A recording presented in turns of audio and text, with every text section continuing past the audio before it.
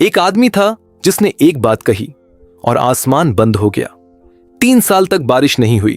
फिर उसी आदमी ने दुआ मांगी और आसमान से आग उतरी, और जब उसका काम पूरा हुआ वो मरा नहीं। आग की एक रथ आई और वो सीधे ऊपर चला गया। लेकिन यहां असली बात है, वो आज भी आता है, हर नवजात बच्चे के खतने पर, हर साल फसह की रात को, हर उस पल में जब कोई यहूदी तकलीफ में होता है। यह कहानी है एलिजा की। एलियाहू हानावी, जो शायद पूरी बाइबल का सबसे प्रिय नबी है और जिसकी दास्तान सिर्फ अतीत में नहीं आज भी जारी है। बाइबल में राजाओं की पहली और दूसरी किताब, इन्हीं 2 किताबों में एलिजा की पूरी जिंदगी लिखी है।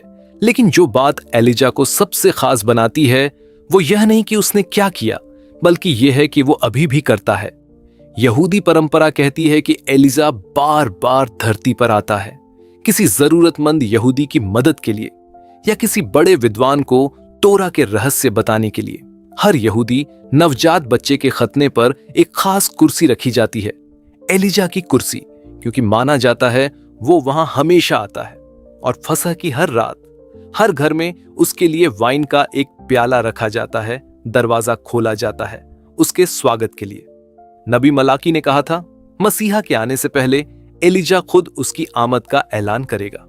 तो यह आदमी कौन था और उसने किया क्या था जो उसकी कहानी हजारों साल बाद भी जिंदा है। एलिजा जब आया, इजराइल एक बेहद नाजुक दौर से गुजर रहा था। इजराइल की पूरी जमीन 2 राज्यों में बंटी थी, यहूदा का राज्य और 10 कबीलों का राज्य। 10 कबीलों के राज्य का राजा था अहाब। लेकिन असली सत्ता किसके हाथ में थी? उसकी पत्नी इजेबेल के। इजेबेल मूल रूप से फेनिशिया की राजकुमारी थी और उसने कभी अपनी अशेरा रहन सहन नहीं छोड़ी। उसका प्रभाव सिर्फ अहाब पर नहीं था, पूरे राज्य पर था। और उसके प्रभाव का नतीजा, बाल की पूजा, अशेरा देवता पूरे इजराइल में फैल रही थी। इजेबेल ने परमेश्वर के सच्चे नबियों का शिकार करना शुरू किया।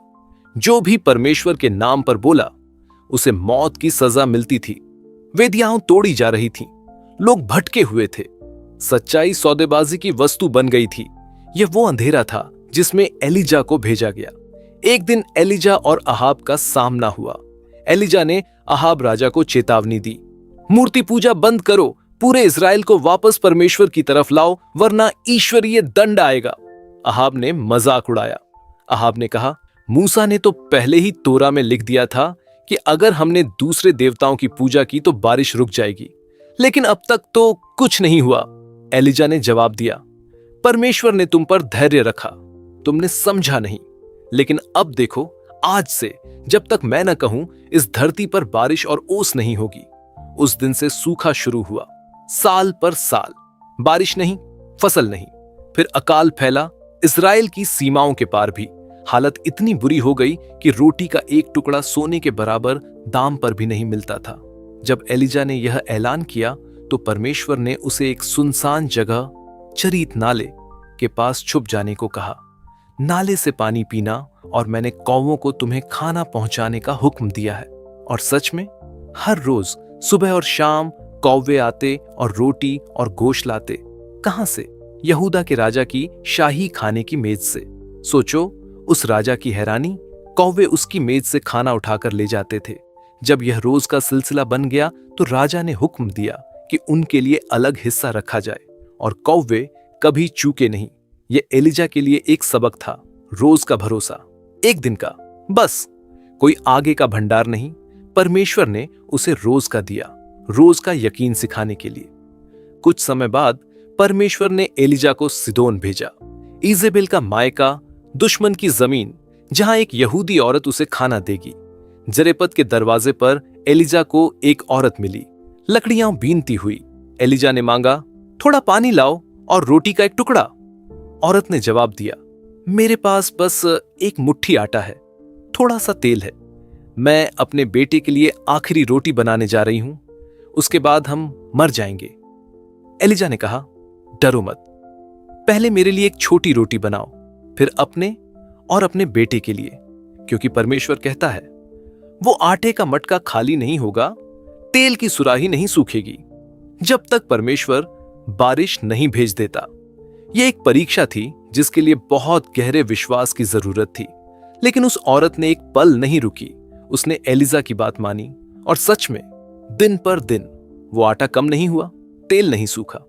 परमेश्वर ने उसे एक दिन का दिया, फिर एक दिन का, हर सुबह नया चमत्कार, हर सुबह नई उम्मीद। और जाने से पहले एलिजा ने उस औरत की नेकी का बदला चुकाया। उसका बेटा बहुत बीमार पड़ा, मौत की कगार पर था।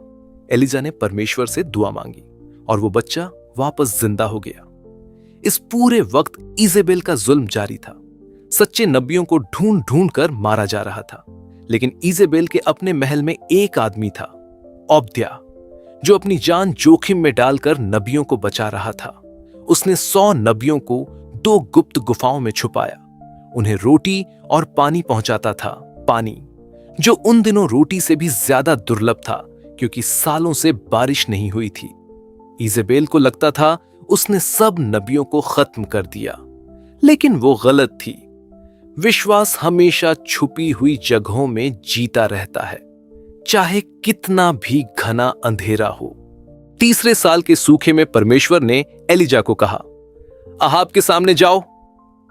एलिजा पहले ओबद्याह से मिला और कहा, राजा को बताओ मैं आ रहा हूं। अहाब एलिजा से मिला तो बोला, तुमने ही हमारे लोगों को यह मुसीबत दी है। एलिजा ने सीधा जवाब दिया, मैंने नहीं, तुमने और तुम्हारे घराने ने, जब तुमने परमेश्वर के आदेश तोड़े और पूरे इज़राइल को बाल की तरफ ले गए। अब कारमेल पर्वत पर सबको इकट्ठा करो, लोगों को, बाल के सभी नकली नबियों को, और एक बार के लिए सच तय कर लो। इजेबेल के 850 नकली नबी इकट्ठा हुए, पूरी यहूदी प्रजा।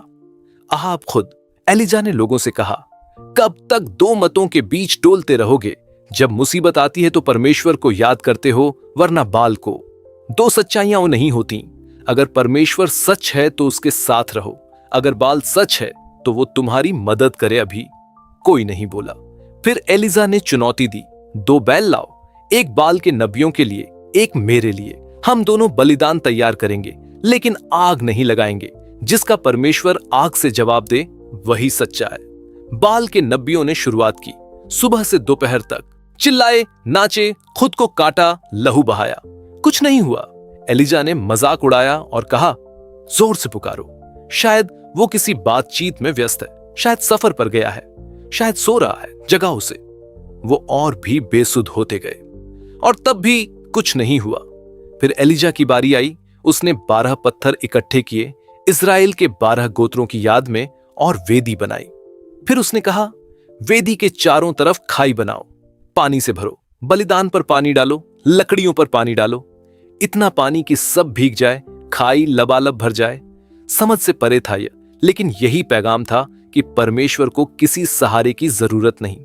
फिर एलिजा ने बस एक सादी सी दुआ मांगी, ऐ परमेश्वर, इब्राहिम, इसहाक, याकूब के परमेश्वर, बस दिखा दे कि तू है, कि मैं तेरा बंदा हूं, कि मैंने तेरे कहने पर यह सब किया। इन लोगों के दिल तेरी तरफ मोड़ दे।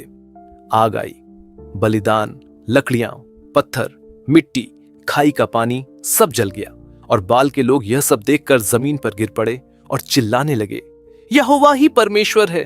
नकली नबियों को पकड़ा गया और आसमान पर एक छोटा सा बादल दिखा, और थोड़ी ही देर में पूरा आसमान काला हो गया, और वो बारिश जिसका इज़राइल ने सालों इंतजार किया था, मूसलाधार बरस पड़ी। यह सिर्फ एक कहानी नहीं है। हर साल योम किप्पुर की उपासना के आखिर में 7 बार पूरी यहूदी जमात एक साथ बोलती है, यहोवा ही परमेश्वर है। वही आवाज जो कारमेल पर्वत पर गूंजी थी, आज भी गूंजती है। और एलिजा, उसकी दास्तान वहां खत्म नहीं होती। वो आग की रथ में ऊपर गया, मौत नहीं हुई उसकी, और परंपरा कहती है वो आता है। हर खतने पर उसके लिए एक कुर्सी रखी जाती है। वो आता है उन लोगों के पास जो तकलीफ में हैं। वो तोरा के रहस्य जाहिर करता है, और नबी मलाकी का वादा है, जब मसीहा का वक्त आएगा, एलिजा खुद उसके आने का ऐलान करेगा। ये एक ऐसे आदमी की कहानी है जिसने उस वक्त सच बोला जब सच बोलना जानलेवा था, जिसने अकेले खड़े होकर 850 के सामने ललकारा, जो टूटा, रोया, मौत मांगी और फिर उठा, जिसने एक विधवा की आखिरी रोटी में परमेश्वर का चमत्कार देखा, जो आज भी हर उस घर में आता है जहां उसके लिए दरवाजा खुला रखा जाता है। हजारों साल बाद भी एलिजा की कहानी खत्म नहीं हुई, वो अभी जारी है। अगर यह सच्ची कहानी ने आपके दिल को छुआ है तो बाइबल सिग्नल्स चैनल को जरूर सब्सक्राइब करें और कमेंट में बताइए एलिजा की कौन सी बात आपको सबसे ज्यादा अच्छी लगी। आप सभी को जय मसीह की।